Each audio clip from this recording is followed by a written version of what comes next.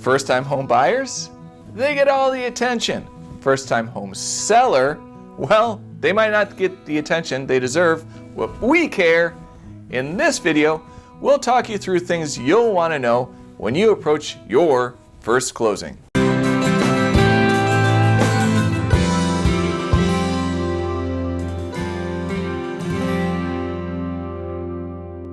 Come on in and have a seat.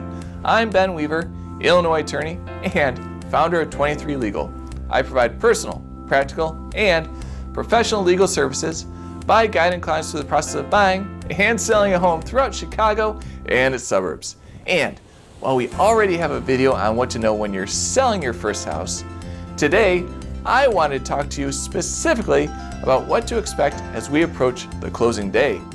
First, and maybe the best part, there's no need for you to attend the closing in person.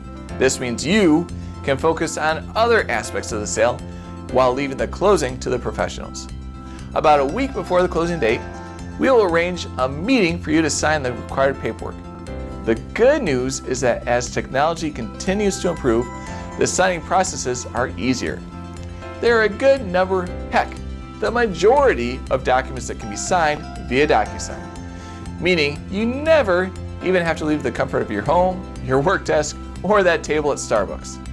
In that time, you can also sign to your attorney, someone like this guy, a temporary POA or power of attorney, so that the attorney can sign any last-second paperwork at the closing on your behalf.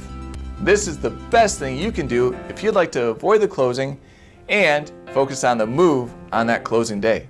However, there are a few documents that will require notarization, such as the deed and the bill of sale. Don't worry, we can guide you through this. With my clients, I do as much as possible to find a place that works for the client to meet up. It could be our office, it could be your home. Ideally, we do this as part of the process together. But we fully understand that if we can't, it's difficult working around a 9-to-5 job. It's tough. There are a good number of notaries that you can go to. Banks, libraries, village halls, UPS stores, they all usually have notaries. Your neighbor, coworker, best friend's cousin, they're probably a notary too, and you just don't realize it yet. Do a quick Google search and you'll find something.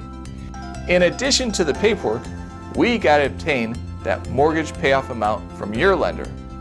This just ensures a smooth transfer of ownership from you to the buyer. Without that, there's no sale. We'll work closely with the buyer's lender to make sure everything is in order so you can be as comfortable as possible as we get closer to the closing.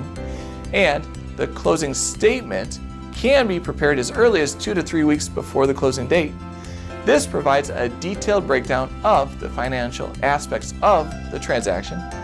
Reviewing it in advance allows you to better understand exactly where the money is going.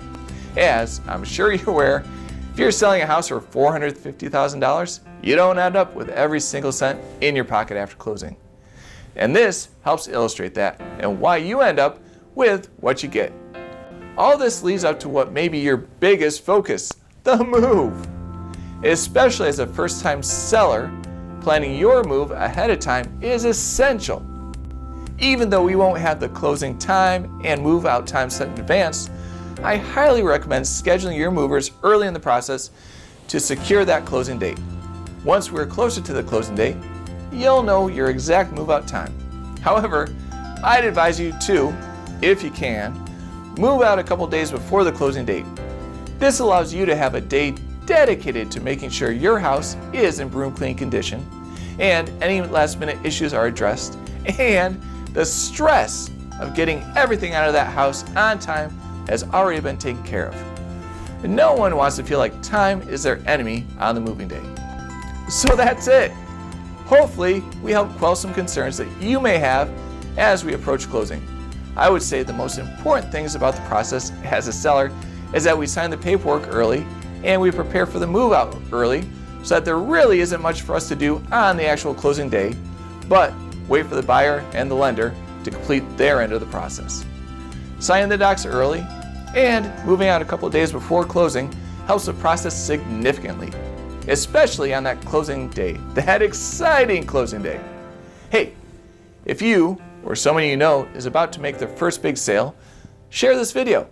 Like it if you found it helpful, and subscribe to 23 Legal for more real estate law content. I'm Ben Weaver, I'll be taking new contracts and clients, and I'll see you in the next video.